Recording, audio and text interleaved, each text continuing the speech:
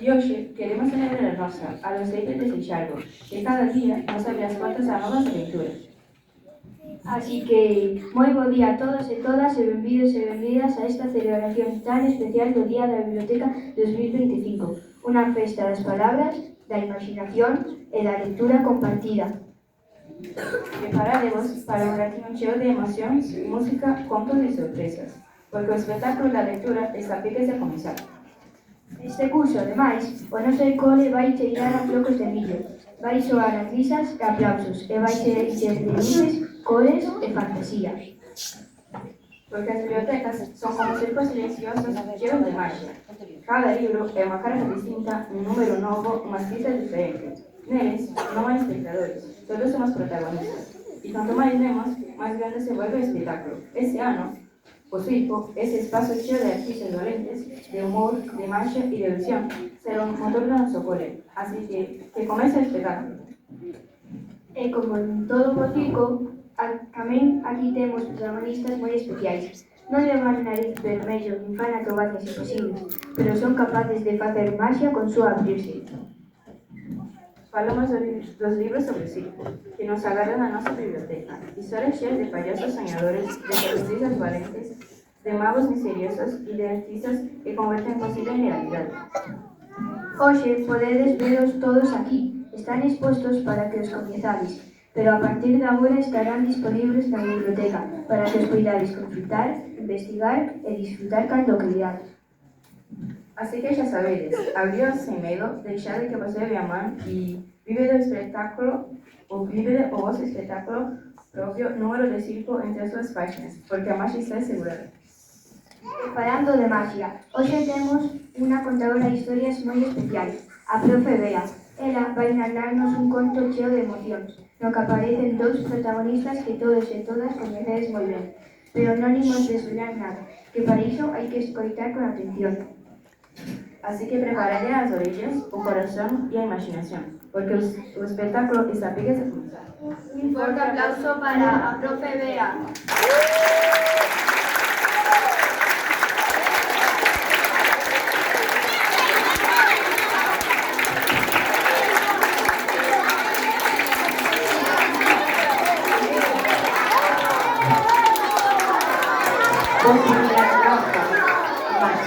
Para poder leer este cuento.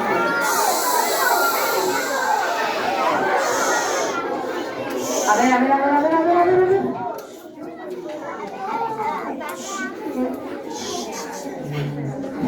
Voy a las Son moi máxicas. Os de terceiro B saben, non que sí? Sí! Moitísimos poderes. Bueno. Hai quen di que na biblioteca de Seixalbo, polas noites, cando as luces se apagan, os libros murmuran entre eles e as páxinas pasan soas, como se estivesen soñando. O responsable de que nunca haxa silencio de todo é Leo, a mascota da biblioteca. Leo é un moucho especial. Se te achegas ben preto, sentirás o arrecendo a tinta e papel novo nas súas ás. Gústalle vivir rodeado de historias, recomendar libros aos nenos e nenas que o visitan e imaginar que é o protagonista de todas as aventuras que lee nos libros. Pero Leo non está só. Sempre o acompaña Botón, un caniche moi intelixente e cariñoso que traballa cas nenas e nenos axudándolles a sentirse seguros e felices no cole.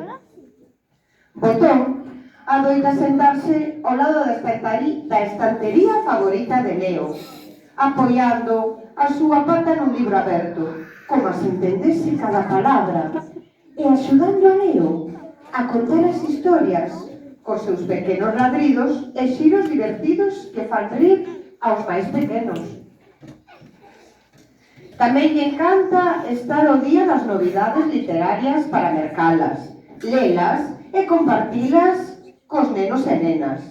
Leo consultas no ordenador ou no móvil e Botón sempre observa atentamente, movendo a cola cando aparece algún libro interesante. Un día, mentres miraban un catálogo de cómics, apareceu unha mensaxe que captou a súa atención. Temos unha proposta única para ti. Podes ser parte da mellor experiencia literaria do mundo. Terás a biblioteca máis grande e moderna, chea de libros novos cada semana, adaptados a cada neno que chegue. Poderás contar 1000 historias a todos os nenos e nenas e recibirás aplausos e bicos despois de cada actuación. Viaxarás a diferentes lugares, escolas, teatros, contando contos que emocionen e inspiren. Coñecerás persoas importantes coas que aprenderás cousas que nunca imaginaches e nunca esquecerás. Se aceptas esta oferta de traballo, a túa vida será unha aventura, aínda máis que ata agora. Leo a mensaxe moitísimas veces.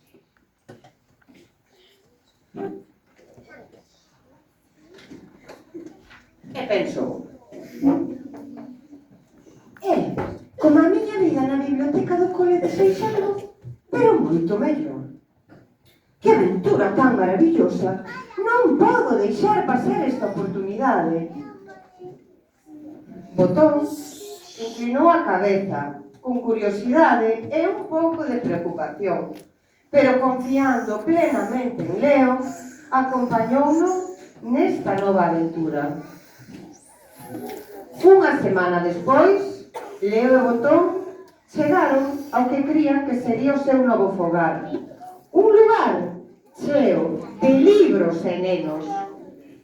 Pero en vez dunha biblioteca, atopáronse cunha enorme carpa de circo iluminada con luces de cores, bandeiras, globos e milleiros de persoas aplaudindo. Ali, un señor, de traxe chamativo, dixolles: Leo, Botón, benvidos, vos serredes as nosas estrelas.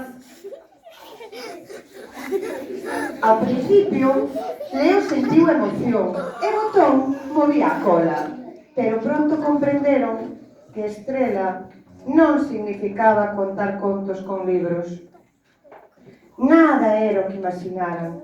O seu traballo consistía en voar e dar piruetas mentres os acróbatas saltaban, pasar por aros ardendo, desaparecer cando un mago dicía unhas palabras máxicas.